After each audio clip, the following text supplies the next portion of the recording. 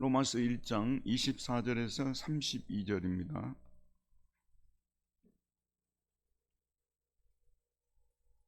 함께 읽어보도록 할까요?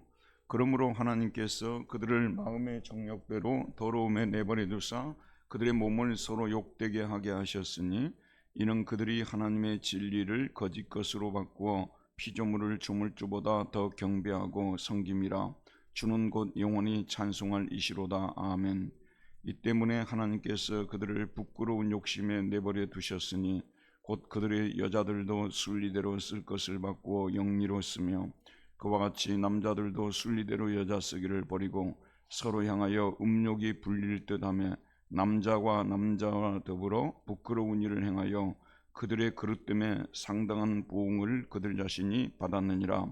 또한 그들이 마음에 하나님 두기를 싫어하며 하나님께서 그들을 그 상실한 마음대로 내버려 두사 합당하지 못한 일을 하게 하셨으니 곧 모든 불의, 추악, 탐욕, 악의가 가득한 자요 시기, 살인, 분쟁, 사기, 악독이 가득한 자요 수군수군하는 자요 비방하는 자요 하나님께서 미워하시는 자요 능욕하는 자요 교만한 자요 자랑하는 자요 악을 도모하는 자요 부모를 거역하는 자요 우매한 자요 배약하는 자요 무정한 자요 무자비한 자라. 그들이 이 같은 일을 행하는 자는 사형에 해당한다고 하나님께서 정하심을 알고도 자기들만 행할 뿐 아니라 또한 그런 일을 행하는 자들을 옳다 하느니라. 아멘. 오늘은 하나님의 심판 내버려 두셨으니 라는 제목으로 성경을 공부하도록 하겠습니다. 지난 시간에 창세로부터 그의 보이지 아니하는 것들 곧 그의 영원하신 능력과 신성이 그가 만드신 만물에 분명히 보여 알려졌나니 그러므로 그들이 핑계하지 못할지니라. 하나님을 알되 하나님을 영화롭게도 아니하며 몰라서가 아닙니다. 하나님을 분명히 알고 있음에도 불구하고 하나님을 영화롭게도 아니하며 감사하지도 아니하고 오히려 그 생각이 허망하여지며 미련한 마음이 어두워졌나니 스스로 지혜 있다나 어리석게 되어 썩어지지 아니하는 하나님의 영광을 썩어질 사람과 새와 짐승과 기어다니는 동물 모양의 우상으로 바꾸었느니라. 여러분, 우리 세상에 대해서, 인간에 대해서, 또 신의 세계에 대해서 수많은 철학자들이 글들을 쓰고 그렇게 했습니다. 하지만은 고대 철학이든 중세 철학이든 현대 철학이든 어떠한 사상도 노마스만큼 이 세상과 인간에 대해서 정확하게 말씀하신 진단한 그런 말씀이 없습니다. 너무도 우리 이제 은혜를 받은 사람은 이 구절에 쏙쏙 들어오는 거예요. 참으로 맞는 말씀이다. 정말 인간이란 그런 존재다. 여러분, 교회를 왜 하나님이 세우셨을까요? 왜 교회를 세워서 목회자를 세우고 그렇게 할까요? 심지어는 우리 예수 믿는 사람들조차도 정신 바짝 차리지 않으면 금방이라도 우리도 미끄러지고 빗나가고 어리석게 되고 허탄하게 되고, 심지어는 교회 안에서 늘 이런 말씀을 듣는 우리도 그런다면 믿지 않는 세상은 어떠하겠느냐는 말씀인 것입니다. 하나님을 모른다고 그들은 몰라서 그랬다고 말하지만 절대로 핑계할 수 없습니다.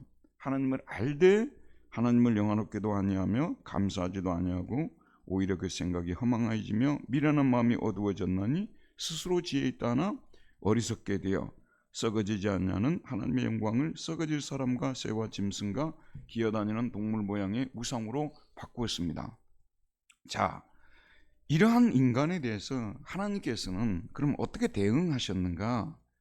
자, 하나님께서 오늘 말씀에 보게 되면 내어버려 두사라는 이 말씀이 내어버려 두사, 파레도켄 내어버려 두셨다. 원래는 파라디도미에서 나왔습니다. 내어버려 두셨다, 제쳐 두셨다. 이런 말씀이 24절에도 나오고 그 다음에 또 26절에도 이 때문에 하나님께서 그들을 부끄러운 욕심에 어떻게 했다고요? 내버려 두셨으니. 또한 28절도 한번 봅시다. 또한 그들이 내 마음에 하나님 두기를 싫어하며 하나님께서 그들을 그 상실한 마음대로 내버려 두셨다는 말씀이 세 차례나 나옵니다. 여러분, 내버려 둔다는 것은요, 더 이상 손을 쓸 수 없을 때 내버려 두는 겁니다. 자녀를 양육해 보신 부모님들은 다 동의하시겠습니다만은 달래도 보고 얼러도 보고 또 나무라도 보고 꾸중도 하고 심지어는 또 때려도 보고, 그래도 말을 듣지 않을 때 이제 네 알아서 살아라, 나는 더 이상 손 안 대겠다, 내버려 둔다는 말을 쓰지 않습니까? 그러니까 채채 둔다는 말이, 원래 파라라는 이 말은요, 옆에라는 뜻이에요. beside, 옆에, 그냥 옆에다가 채채 두는 거예요. 이렇게 할 수밖에 없는, 우리 인간이 사는 세상에도 사랑하는 사람에게 배반을 당하고 아무리 좋은 길로 가라고 일러줘도 아무리 말해도 안 될 때는 내버려 두는 방법밖에, 이보다 더 좋은, 더 큰 형벌이 어디에 있겠습니까? 내버려 두시는 것은 최고의 형벌입니다. 더 이상 손을 쓸 수 없을 때 내버려 두는 거예요. 여러분, 내가 하나님 앞에 좀 성령을 거스려 살았어요. 좀 부끄럽게 살았어요. 어떻게 그것을 아시고 하나님께서 딱 간섭을 하신단 말씀이에요. 그럴 때 여러분 진짜 우리가 감사해야 돼요. 하나님께서 우리의 삶에 간섭하시고 나의 연약함과 나의 부끄러움을, 내가 잘못한 것을 여러 가지 방법을 통해서 징계하시고 깨우쳐 줄 때는요, 여러분 정말 감사해야 돼요. 왜냐하면 하나님께서 아직 나를 제쳐두지 않은 상태예요. 나를 내버려 둔 상태는 아니기 때문에 감사해야 되는데, 그야말로 더 이상 손을 쓸 수 없을 때, 거의 포기할 때 우리는 내버려 두는 거 아니겠습니까? 그래서 하나님께서 내버려 두셨는데, 자 여러분, 근데 이 로마서를 읽을 때 잘 봐야 됩니다. 여러분, 이 바울이 지금 로마서를 쓰는 목적이 무엇이겠습니까? 이방인들을 죄를 지적을 해갖고 구렁텅이에다가 떨어뜨리도록 하기 위해서 이 로마서를 쓰는 건 아니겠죠. 그들의 현 상태를 진단해 주어서 그들이 자신들의 죄를 깨닫고 이제라도 하나님께 돌아오도록. 그래서 세상에 많은 종류의 심판이 있잖아요. 근데 하나님의 심판은 항상 그 속에 은혜를 담고 있는 심판이에요. 인간들의 심판은 그냥 심판으로 끝입니다. 하지만 하나님의 심판은 은혜를 담고 있어요. 항상 사람들이 그걸 통해서 배우고 뉘우치고 돌아오도록 하는, 그래서 저와 여러분도 하나님께 징계를 받고 또 매를 맞고 그래도 하나님이 나를 돌아오라는 말씀인가 보구나, 신호로 알고 돌이키려고 하지 않습니까? 하나님은 심판은 그 근본적인 속성에 있어서 은혜의 심판이에요. 은혜 없는 심판이 아니고 자비를 담은 심판이고 은혜를 머금은 심판이고, 그래서 하나님이 이방인의 죄를 이렇게 낱낱이 고하시는 것은 뭐냐 그러면요, 그들이 자신들의 잘못을 뉘우치고 하나님께 돌아오도록. 어떻게 돌아올 것이냐? 바로 예수 그리스도가 너희들의 죄 문제를 담당해 주셨다. 그래서 복음을 제시하고 그들이 예수를 믿어서 구원을 받도록, 여기에 이 앞부분에 이방인의 잘못된 부분을 지적하는 부분들이 이런 맥락에서 말해지고 있다는 것을 알게 될 때 우리는 이 말씀들이 은혜로 우리에게 다가와지는 것이고 받아들여지는 것입니다. 자, 우리 한번 1번을 보도록 할까요? 1번입니다. 시작. 하나님께서는 이렇게 우상 숭배를 하는 사람들을 그들의 마음들의 어디 속으로 넘겨주셨습니까? 말하고 있죠. 24절 읽읍시다. 그러므로 하나님께서 그들을 마음의 정욕대로 더러움에 내버려 두사 그들의 몸을 서로 욕되게 하게 하셨으니, 그러므로 하나님께서는 이유 없이 심판하시는 분이 아니에요. 인간들이 잘했는데 트집을 잡아서 심판하시는 분이 아니에요. 다 잘했는데 조금 잘못해서 그거 트집을 잡아가지고 심판하는 것이 아니라 정말 속이 상해 죽을 정도로 심판을 안 하고서는 견딜 수 없을 정도로 인간들이 죄를 행했기 때문에, 그러므로 하나님께서 내린 형벌이 무엇이냐 그러면요, 지금 24절이죠. 24절 여기 보면 제일 먼저 나오는 단어가 그러므로 파레도켄이란 말이 제일 먼저 나와요. 여기 써져 있잖아요. 넘겨주셨다. 누가? 하나님께서 누구를 넘겨주셨다는 거예요? 그들을 넘겨주셨어요. 하나님께서 감사치도 않고 영화롭게도 않는 그러한 사람들을, 그들을 넘겨주셨는데 어디에다가 넘겨주셨냐 그러면은요, 어디에다가 넘겨주었다고요? 그들을, 아니 여기 더러우냐, 24절 맞죠? 마음의 정욕대로 더러움에 내버려. 먼저 마음의 정욕대로라고 번역했는데요, 마음의 정욕 속에라고 번역이 되어 있어요. 마음의 욕망 속에 넘겨주었다. 마음의 욕망 속에다가 가둬버렸다는 뜻이에요. 그 속에 딱 넣어서 가둬버렸다. 그냥 욕망의 용광로 속에, 와닿게 표현을 쓰자면요, 욕망에 이글이글 타오르는 용광로 속에다가 그들을 가둬버렸어요. 이게 넘겨주었다는 뜻이에요. 욕망의 포로가 되게 만들었어요. 여러분, 욕망은 영어로는 desire라고 합니다. 독일어는 겔루스트라고 하는데 욕망의 용광로 속에다가 이 사람들 쳐넣었다는 그런 뜻이에요. 예. 왜 그러냐 그러면은요, 자, 전부 여러분 편을 놓으시고 저를 보시기 바랍니다.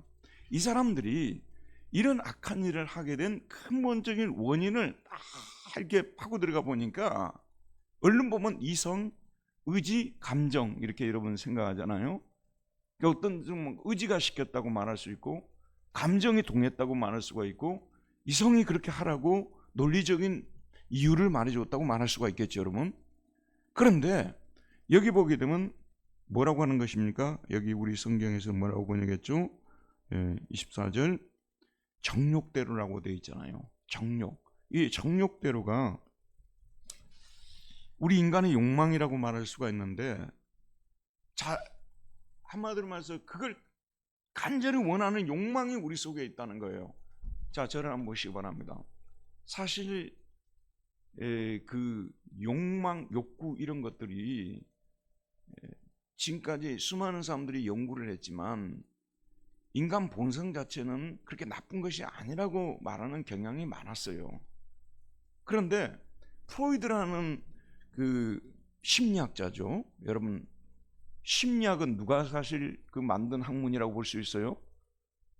시그문드 프로이드가 만든 학문이라고 볼 수가 있잖아요. 심리학이라는 것이. 그런데 이 프로이드라는 사람은 유태인이라는 거 여러분 알고 계시죠? 유대인이죠. 근데 이 사람이 어디에서 활동을 했습니까?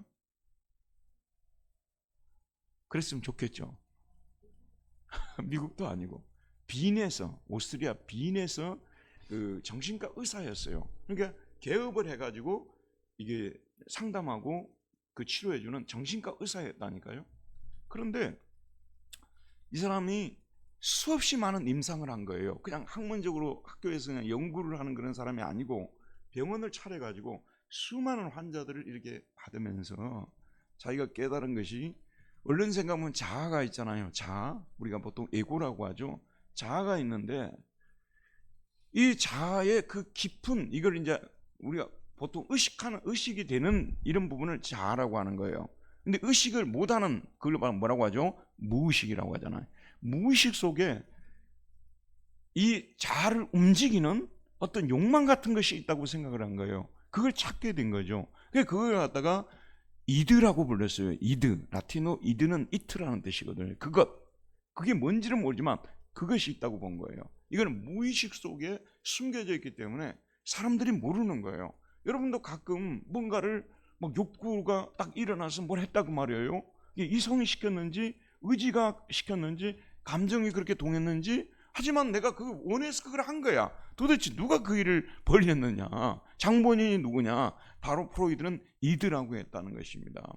그러니까 이게 인간론에 있어서 굉장히 중요한 사실을 깨달은 거예요. 인간은 움직이는 것이 대부분 이성이라고 생각했어요. 더군다나 근대 이후에는요. 그러나 어떤 사람들은 쇼펜하우어 같은 사람은 나와가지고 무슨 이성이냐고, 무슨 인간이 합리적인 동물이냐고 웃기는 얘기라고, 인간은 의지가 우리 인간의 세상을 만들어낸 것이라고 해서 이 사람은 의지를 강조하고, 또 다른 또 철학자들이나 신학자들은 감정이 가장 중요하다고 말하는 이러한 때에 프로이드가 무의식이라는 것이 우리 속에 있고 이드라는 것이 그게 바로 우리를 움직이고 있고 행동을 하게 만들고, 특별히 그래서 이 욕망이라고 우리가 번역하잖아요. 근데 이 욕망 중에서 여러분들이 얼른 떠오르는 욕망이 무슨 욕망이 있겠어요? 명예에 대한 욕망이 있잖아요. 그게 명예욕이죠. 근데 명예욕은 언제 강해지는 줄 아세요? 가면 갈수록 나이가 들면 들수록 명예욕은 강해져요. 여러분 10대 20대 명예욕이 그렇게 강했습니까? 뭐 학급에서 반장이 안 됐다고 해서 뭐 집에 돌아와서 눈물을 흘리고 뭐 통제라고 그랬습니까? 통곡을 했습니까? 그냥 반장하려는 사람들, 물론 그 중에 좀 명예욕이 있는 애들이 어릴 때부터 있어요. 그럼 막 너네들이 해라. 근데 이게 이제 명예욕이 주로 먹고 살만한 이후에 명예욕이 이것이 많이 강해지게 돼 있습니다. 그래서 40이 넘어가면서 어떤 한 자리 하나라도 차지하려는 명예욕이 굉장히 심하게 세게 일어납니다. 이게요. 명예욕이 있죠. 또 뭡니까? 뭐 명예욕도 있고 뭐 비슷한 지배욕이라는 것이 있고, 그 다음에 뭘 가졌는데 좀 더 많이 갖고 싶은 무욕이라는 것이 있잖아요.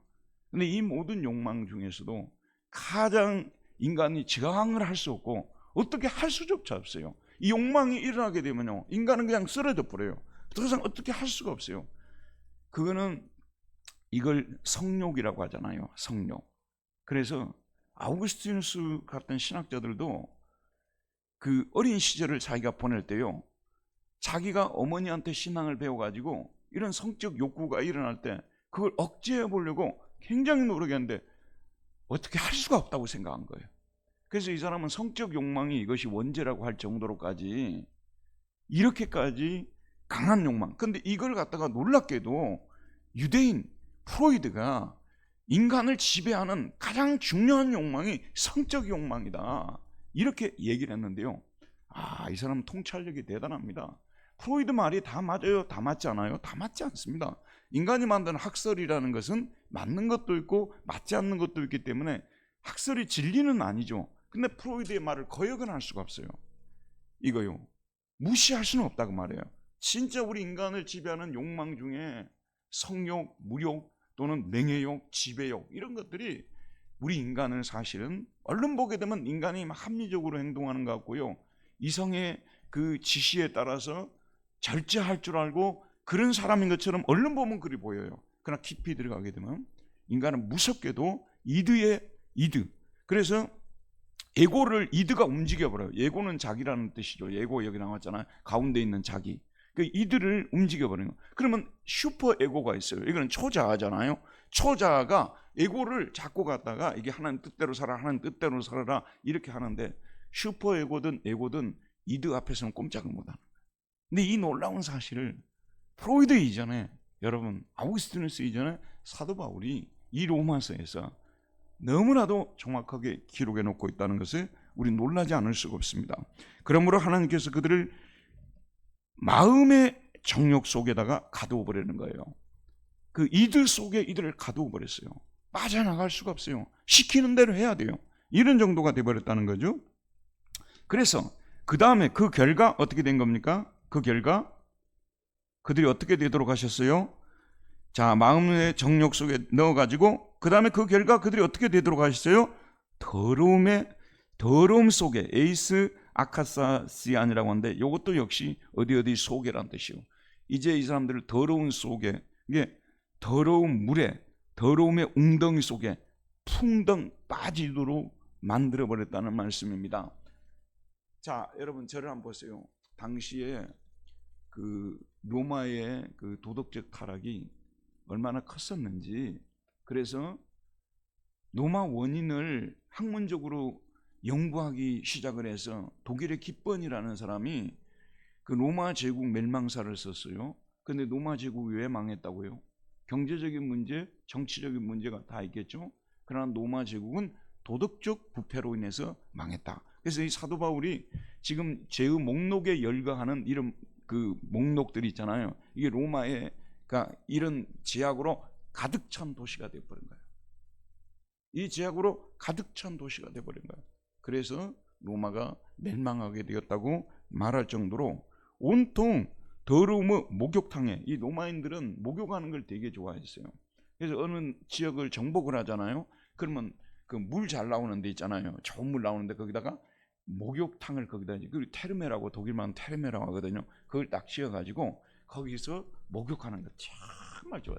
근데 로마인들이 지혜롭기는 지혜로웠더라고요. 왜 그러냐 그러면 저도 이렇게 살아보니까 목욕하는 것이 너무 몸에 좋아요. 내가 아침에 일어나서 너무 고전을 면치 못해요. 너무 피곤하고 막 이렇게 눈이 감기고 지치고 그럴 때는요, 모든 것을 중단하고 목욕탕에 가거든요. 근데 목욕을 하고 오면 사람마다 다른데 목욕을 하고 되면 진짜 소생이 돼요. 그래가지고 또 책을 들고 나가서 두세 시간 거뜬히 하고 들어오게끔 이렇게 만들어 놓더라고요. 아, 그래서 로마인들이 지혜로운 사람들이구나. 이 가는 곳곳마다 이 사람들은 목욕탕을 만들어 놨어요. 여러분, 88 올림픽이 결정된 데가 어딘 줄 아십니까? 독일의 어떤 도시? 바덴바덴이라는 도시 아니에요. 제가 지난번 우리 둘째가 살고 있는 지역이 그 근처거든요. 바덴바덴 가서 사진도 찍고 오고 그랬는데, 그 바덴바덴이, 원래 바덴이 목욕하다는 뜻이에요. 목욕탕이 많은데요, 거기가. 그 바덴바덴.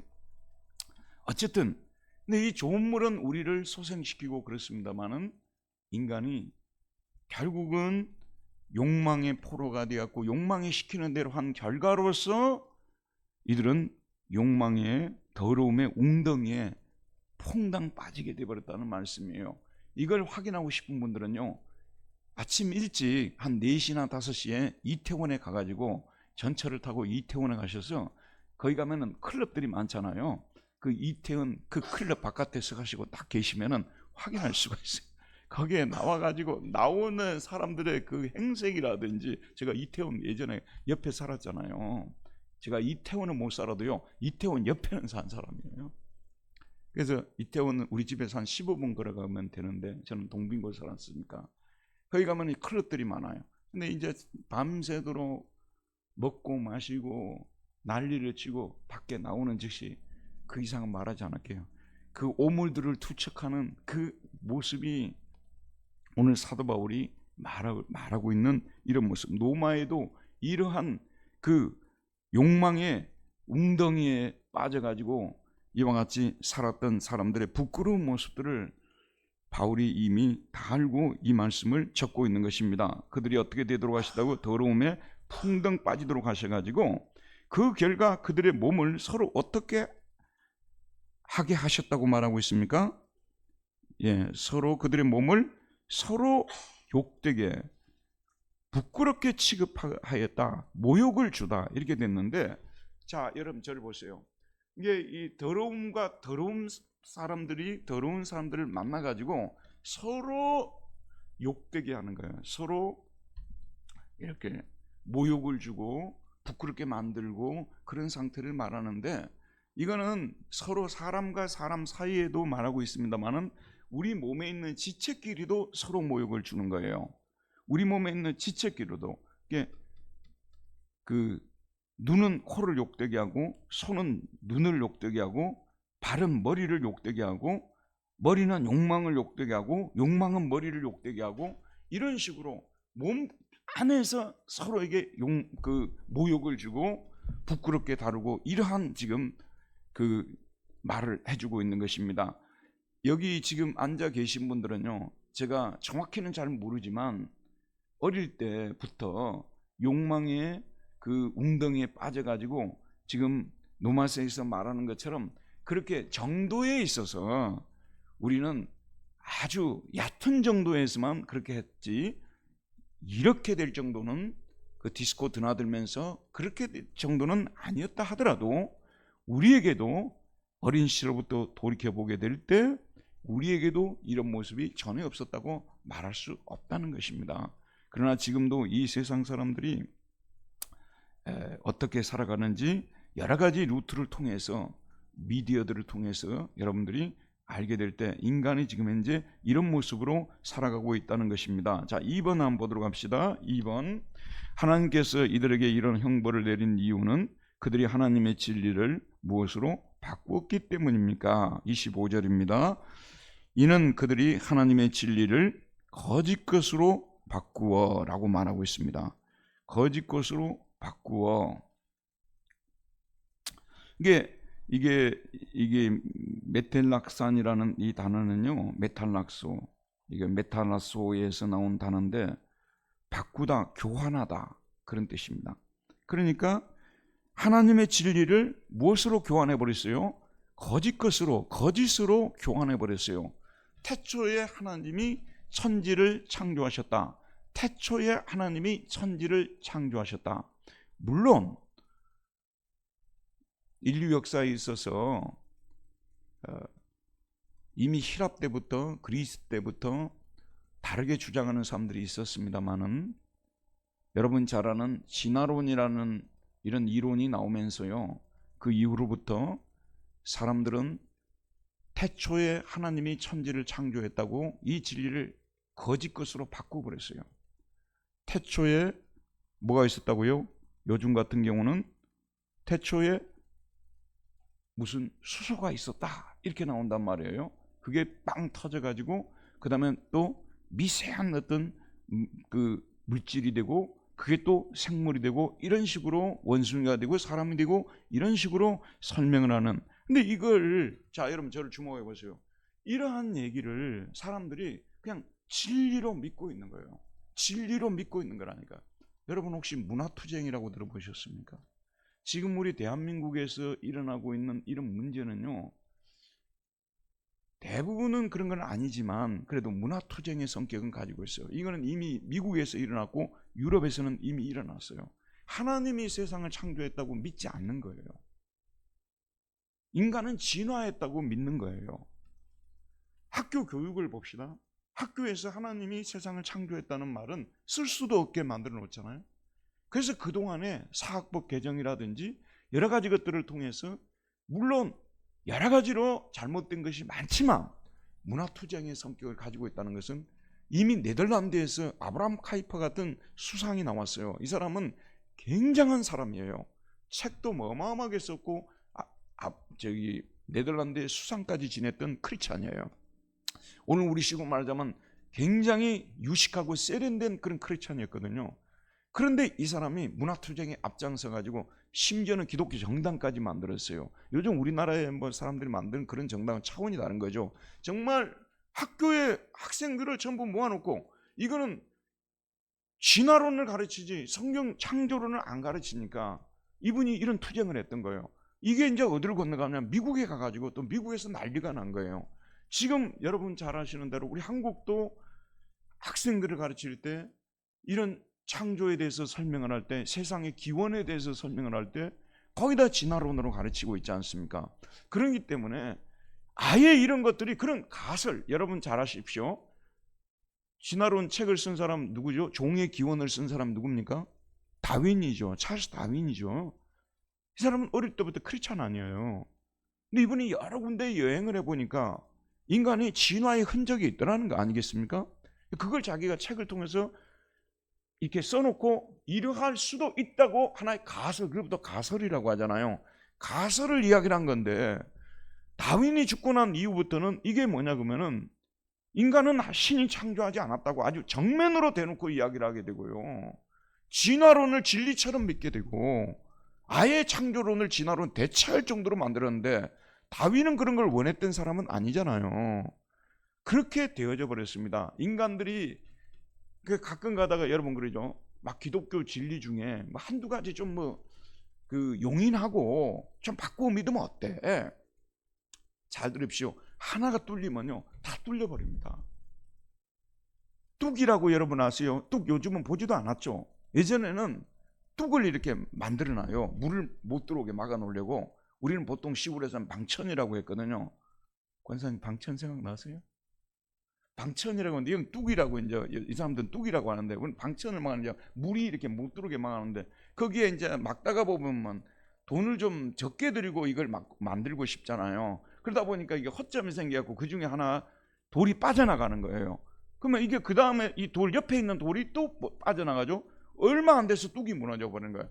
우리는 진리의 문제에 있어서 창세기부터 요한계시록에 기록된 이 진리를, 하나님이 세상을 창조하셨다는 이 진리, 종류대로 창조하셨다는 이 진리, 원숭이는 원숭이대로, 사람은 사람대로 창조한 것이고 새는 새대로. 보통 우리가 뭐 그 중간 형태가 항상 있다고 얘기를 해왔잖아요. 그러나 지금까지 과학자들이 아무리 많이 밝혀도 중간 형태가 있었던 것이 아니에요. 하이델베르크의 네안베르탈인, 그 하이델베르크 옆에 네안베르탈이 있거든요. 거기에 보니까 뭐 이렇게 턱이 이 정도 나왔고 이 나왔고 여기하고 여기하고 뭐 붙어 있는 그런 유인원이라는 거, 원숭이와 사람의 중간 형태라는 그런 인간이 있었다고 얘기하잖아요. 나중에 알고 보니까 그냥 인간이었어요.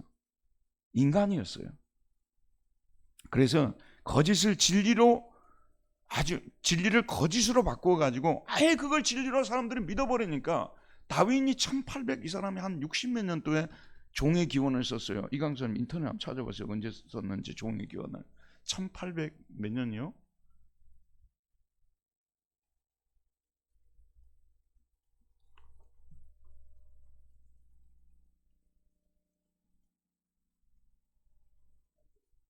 예, 1859년에 썼잖아요.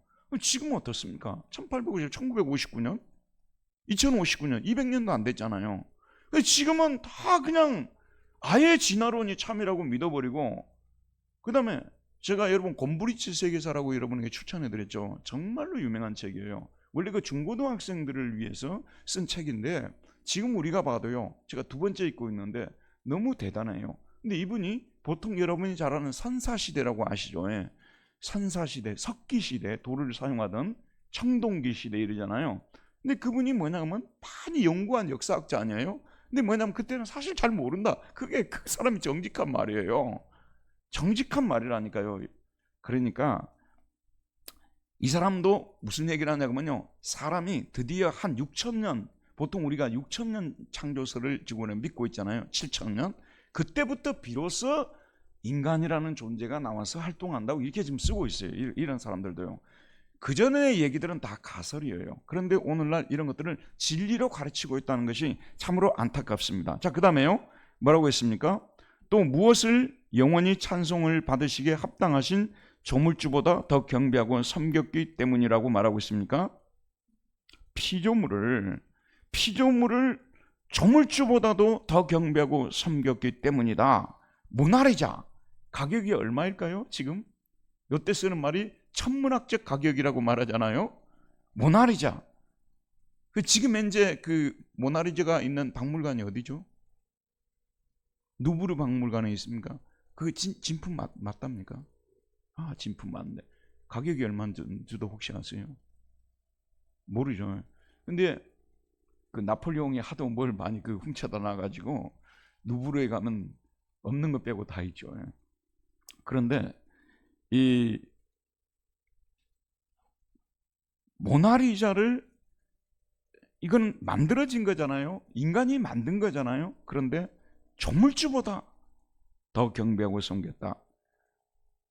조각이라든지 또는 특정한 어떤 인간, 그 다음에 사상, 돈, 자연만물, 이런 것들을 사람들은 하나님보다 더 경배하고 섬겼기 때문에 하나님께서 이런 형벌을 내리지 않을 수 없었다는 말씀입니다. 자, 그 다음에 3번을 보도록 합시다. 읽읍시다. 시작. 또 하나님께서는 이 때문에 그들을 부끄러움 무엇에 내버려 두셨습니까? 그들의 여자들조차도 자연적인 성적인 관계를 무엇으로 바꾸어 사용했습니까? 26절입니다. 시작. 이 때문에 하나님께서 그들을 부끄러운 욕심에 내버려 두셨으니, 부끄러운 욕심 속에 가두어 버렸다, 그런 뜻입니다. 부끄러운 욕심 속에, 욕망 속에, 보통 패션이라는 말 들어봤죠? 패션, 욕망, 욕구 속에. 근데 그 욕망이 좋은 욕망이 아니라 부끄러운 욕망 속에다가 그들을 가두어 버렸어요. 부끄러운 욕망의 포로가 되게 만들었다는 말씀입니다. 그 결과로서 여자들을 지금 먼저 얘기를 하고 있습니다. 그들의 여자들은 어떻게 했습니까? 그들의 여자들은 순리대로는 자연적인 성적인 관계를 말하는 거예요. 자연적인 성적인 관계를, 그러니까 여기서 지금 죄를 언급할 때 제일 먼저 그 우상 숭배에 대해서 신랄하게 바울이 지금 공격하고 있지 않습니까? 그 다음에는 도덕적 죄로 지금 들어오는데 그 중에서 어떤 죄를 제일 먼저 언급하고 있어요? 성적인 죄를, 성적인 타락을 언급하고 있습니다. 그러니까 이 성적인 타락이 얼마나 무서운 죄이고 이 죄가 사회를, 국가를 망하게 하는 심각한 죄인가를 볼 수 있어야 되는 것입니다. 인간이 타락한 그 결과로서요, 예배가 타락하고 하나님 섬기는 부분이 타락함과 동시에 욕망의 포로가 돼가지고 제일 먼저 타락하는 곳이 어디냐 그러면 성적인 부분이에요. 여기서 하나님께서 여성들에게 자연적인 성적 그 관계를 가지도록 허락을 하신 거 아니겠습니까? 여러분, 성은 성 아닙니까? 성은 뭐라고 해요? 거룩한 성, 거룩할 성자 아닙니까? 하나님께서는 성을 거룩하게 하셨습니다. 그래서 모든 아름다운 가정들은요, 성생활을 문란하게 하지 않습니다. 어떤 가정이라도 정상적인 가정이 있잖아요. 정상적인 가정은 비정상적으로 이 성을 사용하지 않게 되는 것인데, 인간이 타락한 결과로서 하나님이 그들을 욕망의 포로가 되게 내버려 두다 보니까 그들의 여자들도 자연적인 성적인 관계를 뭘로 바꾸었다고요? 영리로 바꾸었다는 말을 쓰는데요, 이 영리로라는 말이 참 중요한 말, 에이스텐 파라푸신이라고 말하고 있습니다. 이거는 뭐냐면, 파라라는 말은 원래 옆에라는 뜻인데 여기서는 반대로, 정반대로, 거슬려서라고 번역하는 거예요. 똑같은 전치사지만 어떤 때는 옆에라고도 번역하는데 이 파라푸신이라고 돼 있어요. 이거는 정상을 거스려서, 영리로라는 말을 건 뜻이죠. 정상을 거스려서 정상과 반대로 사용을 하게 되는 상태에 떨어지게 되었다는 말씀입니다. 누가요? 남자들이, 여자들이요? 여자들이. 자, 잠깐 저를 보세요. 제가 1991년도에 독일에 갔거든요. 그때가 통일이 바로 되고 한 1년 정도 된 때였어요. 그런데 그 당시에 독일 텔레비전이 엄청나게 타락했습니다. 그러니까 주말 금요일부터는요, 심지어는 KBS 1, 2 있잖아요. 이런 데조차도 아이들한테 보여줄 수가 없었어요. 너무 심각해서 제가 TV를 치워버리고 4년 동안이나 애들을 보여주지 않았습니다. 너무 이거는 문란해가지고. 그런데 여러분, 이미 그때가 어떤 때였는 줄 아십니까? 우리나라는 그렇게까지 안 됐어요, 그때는요. 근데 이미 여자와 여자들이 그냥 성적인 관계를 맺는 것이 그냥 TV에 그렇게 이렇게 비춰졌다니까요. 이 사람들을 뭐라고 하냐면 레스비안이라고 그렇게 하더라고요. 레스비안이라고 이렇게 얘기하더라고요. 그 다음에 남자가 남자, 이게 뭐라고 하죠? 호모라고 하더라고요. 이게 이제 또 틀리더라고요, 이게요. 그래서 그런 것들이 또 더 충격을 받은 게 뭔지 아세요? 거기 이제 어떤 토론회가 있었는데 그 중에 한 분은 목사님이세요. 그 목사님이 나오셨는데 동성애를 배노하는 그런 토론을 하고 있길래, 지금은 우리나라가 뭐 동성애 하도 얘기를 많이 하다 보니까 지금은 우리가 무감각해진 정도가 되어져 버렸는데, 저는 충격을 받았어요.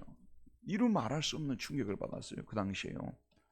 근데 그게 금토에 TV를 볼 수가 없을 정도로 심각했어요. 자, 그래서 독일이 통일이 되고 나서, 여러분 들어보세요. 통일이 되고 나서 한동안 막 일어났어요. 그리고 앙겔라 메르켈이라는 목사님 딸이 10년 동안 총리를 했잖아요. 그러면서 막 독일이 이렇게 부흥했잖아요. 지금의 독일의 모습은요, 심각합니다. 정말 저 나라가 계속 저렇게 잘 될까, 저는 속으로 항상 의심하고 있을 정도로 심각하게 잘못되어 있어요. 이게 거기 안 가보신 분들은, 살아보지 않은 분들은요, 독일의 좋은 모습만 지금도 머리에 떠오르고 있어요. 독일의 좋은 모습만, 뭐 근면하게 산다더라, 뭐 고등학교만 나와도 뭐 잘 살 수 있다더라, 뭐 인간적으로 서로 대화한다더라, 막 그런 것만 알고 있지, 그 추악한 모습에 대해서는 너무 모르고 있는데요. 제가 독일 베를린이 독일의 수도 아닙니까? 그리고 유럽의 수도라고 할 정도로 지난 30년 동안 가장 많이 발전한 곳이 독일의 베를린입니다. 우리 집사람이 항상 독일 얘기 제발 좀 하지 마라. 주의를 제가 옐로우 카드를 늘 받고 있어도 이런 얘기는 안 할 수가 없어요. 그런데 세상에 제가 이 베를린의 그 중심부에 제가 살고 있어요. 중심부에. 근데 그 중심부에 호모 호텔들이 얼마나 많은 줄 아십니까? 우리 교인들을 거기 들어가서 잠깐 보여줘야 돼요. 그래야 정신을 차려요. 아, 그런가 보다. 드디어 동일해요. 여러분, 그런 나라가 되어버렸어요. 지금 바울이 당시의 로마를 볼 때 로마가 지금 그런 사회였던 것 같아요. 그런 나라였던 것 같아요. 그래서 여기 보게 되면 먼저 등장하는 것이, 보통 우리가 호모하게 되면 남자와 남자가 먼저 등장해야 되잖아요. 지금 어떻게 등장하죠? 여자가 먼저 등장하고 있잖아요. 그게 뭐냐 그러면 남자와 남자끼리 하는, 여기는 아직도 양호하다는 얘기 아니에요, 비교적. 그런데 여자와 여자가 이렇게 하는 걸 먼저 끄집어내고 있다는 것은 얼마나 부패하고 얼마나 타락했으면, 욕망에 그냥 웅덩이 속에 빠져있는 노마였으면 이런 표현을 썼겠냐는 그런 말씀 아니겠습니까? 그 다음 두 번째, 남자들은 그럼 어떻게 했는지 봅시다. 여자가 이렇게 하더라도 남자가 말려야 돼요, 말리지 말아야 돼요? 남자가 말려야 되고, 남자들이라도 이런 모습을 하지 못하도록 법적으로 막고, 이런 모습을 하지 못하도록 이렇게 막아야 되는데, 그런데 남자들의 경우들 한번 보도록 합시다. 4번을 읽읍시다. 시작. 남자들은 여자들과의 자연적인 합당한 성적 관계들을 포기하고 다른 남자들을 향하여 무엇이 불릴 듯 하였다고 말하고 있죠. 27절 읽읍시다. 시작. 그와 같이 남자들도 순리대로 여자 쓰기를 버리고, 자, 순리대로 자연적인 성적 그 질서대로 여자 쓰기를 버리고, 그 다음에 서로 향하여라고 있죠. 서로 향하여라는 것은 남자와 남자끼리 서로를 향해서 음욕이 어떻게 됐다고요? 음욕이 어떻게 됐다고요? 불릴 듯 하는 거예요. 자, 잠깐 쓰지 말고 저를 한번 보세요. 여러분, 그 유명한 그리스를 그 전 세계적인 대국으로 끌어올린 사람이 누구죠? 어떤 대왕? 알렉산더 대왕이라고 하죠. 예. 알렉산더 대왕. 알렉산더 대왕이 동성애자라는 거 여러분 알고 있죠? 당시 그리스 로마는요, 동성애자들이 너무 많았어요. 이게 심지어는 어제 그 추석서를 읽어보니까 플라톤 같은 사람도 뭐 심하진 않았지만 그런 걸 찬성했다고 써놨더라고요. 이게 뭘 말하냐 그러면요, 여러분 유럽 여행 같은 걸 한번 해보시죠. 유럽 여행 같은 걸 이렇게 해보다 보면 좀 으슥한 저녁이 되지 않습니까? 그러면은 조금 그 평판이 안 좋은 그런 지역들이 있어요. 예를 들어 파리 같은 경우도 좀 이렇게 그 사회적으로 성공한 사람들이 모여서 사는 이런 지역들은요, 밤 6시 이후로는 그냥 다 조용하고요.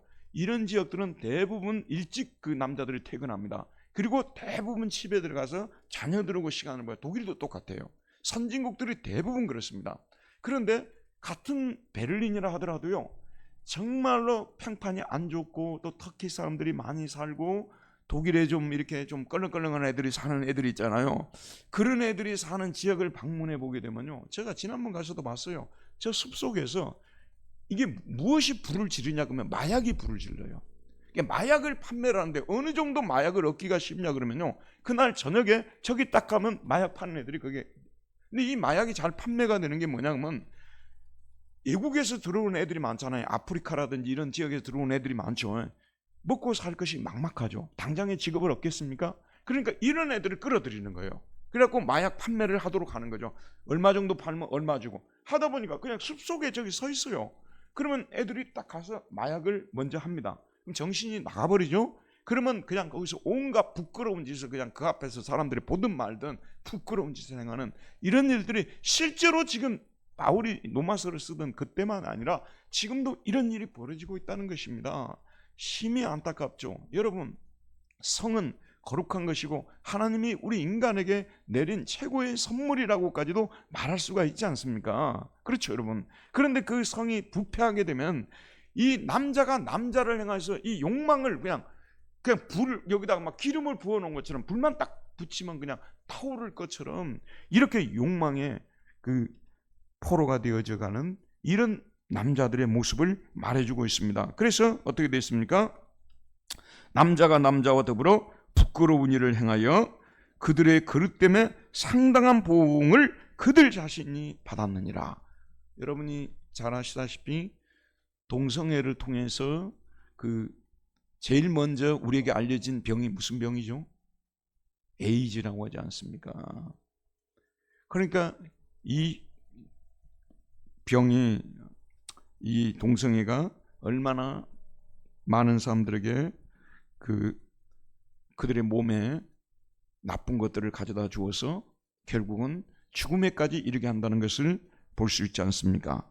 자, 이제 다 됐습니다. 잠깐만 저를 주목해 보십시오. 여러분, 사회가 예전 우리가 조선시대 물론 살아보지는 않았지만 심지어는 100년 전, 심지어는 50년 전하고 비교했을 때도요 급속도로 변했어요. 여러분 믿어지십니까? 대학마다요 호모서클이 없는 데가 없습니다. 대학마다 호모서클이 없는 데가 없어요. 그러니까 예전에 여러분 이제 학교 뭐 고등학교나 대학교 이렇게 가다 보면 서클 그 방들이라고 있지 않습니까? 그런데 예전에는 뭐 IVF라든지 뭐 UVF라든지 뭐 CCC라든지 이런 서클룸들이 이렇게 있었잖아요. 그런데 그런 서클룸들이 아주 지금 이제 적어지게 되고 호모 서클들이 그냥 아예 거기다가 그 무지개 그 표시 있잖아요. 아예 붙여놓고 이렇게 지금 하고 있어요. 제가 좀 유심히 보는 것은 손흥민 선수가 뛰고 있는 토트넘이라는 그 팀이 있잖아요. 영국에요. 거기도 보게 되면 그 주장 완장을 차잖아요. 그럼 항상 이 무지개가 여기 붙어 있어요. 그래서 요즘에 손흥민이가 저렇게 부진한가 속으로, 그 토트넘이란 팀도 저렇게 떨어지는가. 이게 너무 공공연해 가지고 여러분 그 미디어를 통해서 듣지 않습니까? 심지어는 유럽의 일부의 수상들이 있잖아요. 이들 중에서도 호모가 있어요. 대통령들 중에서도 호모가 있고요. 호모가 천지 어쩌다가 있는 경우가 아니에요. 그러다 보니까 아니 이거는 모든 사람이 다 평등하게 살 수 있는 사회가 돼야 되는 거지.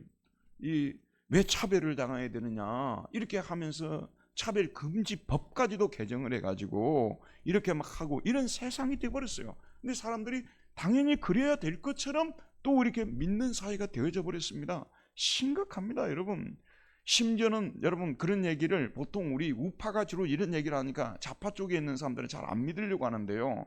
좌우를 떠나서 우리 아들이 거기서 종교 선생을 하고 있거든요. 초등학교 종교 선생을 하고 있어요. 큰아들이요. 그런데 그 독일에서 유명한 목사님이 한 분이 계세요. 상당히 유명한 분이에요. 그런데 그분이 지금 현재 감옥에 있어요. 왜 감옥에 있는 줄 아십니까?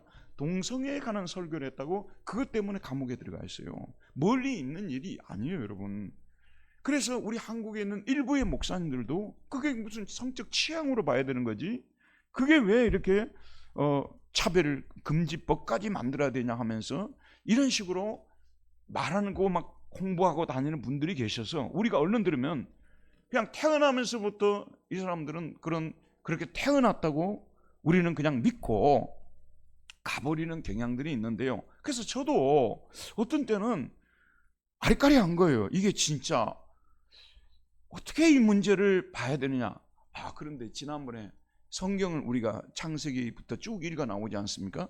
열왕기상, 열왕기하, 역대하 이런 데를 읽어 나가는데 놀라운 사실을 제가 발견했어요.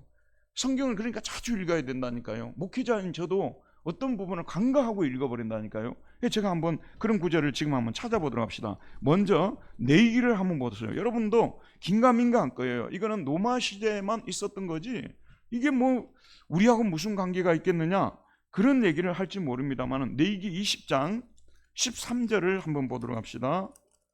김미자 권사님, 내기 20장 13절 크게 읽어보세요. 모든 사람 다 들을 수 있을 정도로. 내기 20장 13절 177쪽입니다.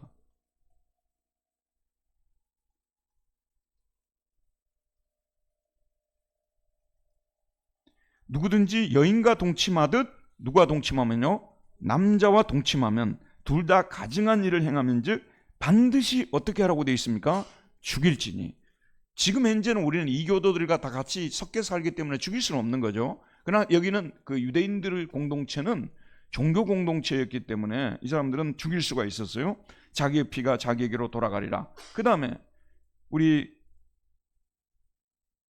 김정순 권사님, 열왕기상 14장 24절, 14장 24절 한번 읽어봅시다. 열왕기상입니다.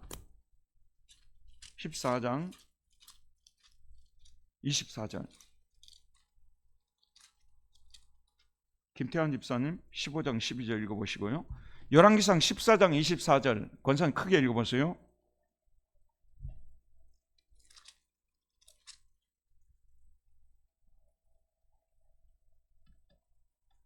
그 땅에 또 뭐하는 사람이 있었다고요?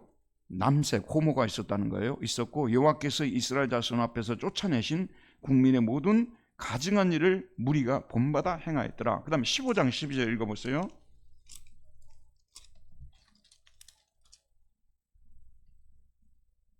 남색하는 자를 그 땅에서 어떻게 하라고요?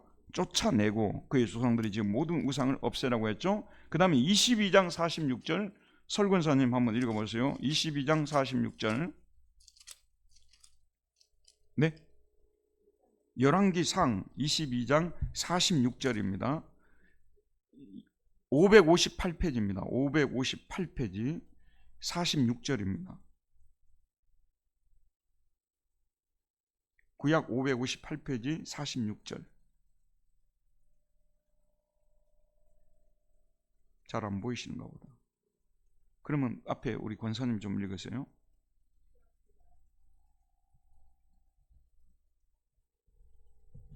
남색하는 자들을, 호모들을 어떻게 했다고요? 쫓아냈다고 말하고 있습니다. 자, 그 다음에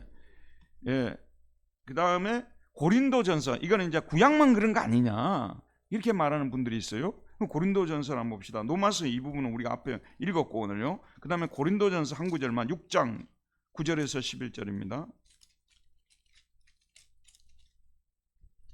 6장 9절에서 11절 9절만 읽읍시다. 시작. 불의한 자가 하나님의 나라를 유업으로 받지 못할 줄을 알지 못하느냐. 미혹을 받지 말라. 음행하는 자나 우상 숭배하는 자나 간음하는 자나 탐색하는 자나, 그 다음 뭐라고요? 남색하는 자나. 이 사람들은 하나님 나라 들어가지 못한다고 분명히 말씀하고 있어요. 이거는 여기는 고린도는 특별히 그 상업 도시였고 창녀들이 많이 있었던 그런 도시 아닙니까? 여러분 예전에 그리스에는 신전들이 많았잖아요. 신전들에는 뭐냐면 신전에 창녀들이 다 있었어요. 신전에 창녀들이 있었다니까요. 그러니까 고린도는 이런 남색하는 사람들이 많이 있었던 것입니다. 이런 사람들은 하늘나라에 들어가지 못한다고 분명히 말하고 있습니다. 요즘 와가지고 이런 문제에 대해서 우리가 좀 인간적으로 대하자고 하는 분들이 계시는데요. 지금 우리는 예수 믿는 사람만 사는 세상이 아니라 믿지 않는 사람들, 불교인도 있고 유교인도 있고. 자, 이제 다 끝났어요. 저를 한 번만 주목해 보세요. 수많은 사람들이 섞여 사는 사이이기 때문에 이 사람들을 뭐 쫓아낸다든지 뭐 죽인다든지 그렇게 할 수는 없는 거지 않습니까? 그렇죠, 여러분? 또 우리가 하여튼 이 사람들에 대해서 그렇게 할 수는 없는 거지만은 분명히 성경적으로는 이 사람들을 쫓아내라고 그랬고 하늘나라에 들어가지 못한다고 분명히 말씀하고 있습니다. 그리고 하나님이 이런 사람들에게 이미 벌을 주었다고 말씀하고 계시고 있고요. 그래서 저와 여러분들은 이런 시대의 흐름 속에서 이 문제에 대해서 잘 봐야 되는데, 마지막으로 한 가지 말씀드릴게요. 이 동성애자들이요, 자, 저를 보세요. 기독교인들 중에서 동성애를 옹호하는 사람들이요, 하는 얘기를 우리가 귀를 기울이고 들어봐야 돼요. 이 부분은 우리 그리스도인들이 귀를 기울이고 들어야 될 부분이고요. 여러분, 지금 우리가 살고 있는 자본주의 아닙니까? 자본주의.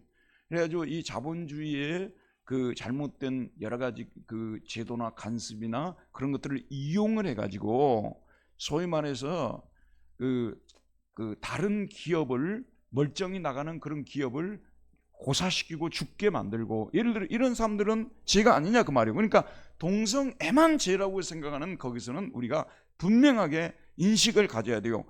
동성애보다 더 무서운 죄도 이 세상에는 많이 있다는 거.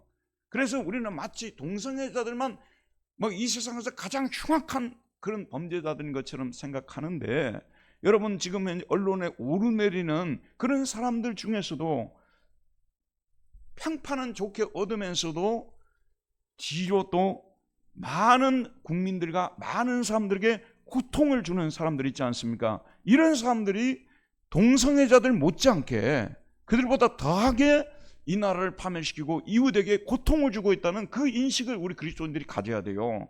이런 분들은 다른 죄들에 대해서는 무슨 죄를 짓든지 별것이 아닌 것처럼 이렇게 해놓고 그 다음에 동성애자만 특별히 부각을 시켜가지고 막 얘기를 한다 그 말이에요.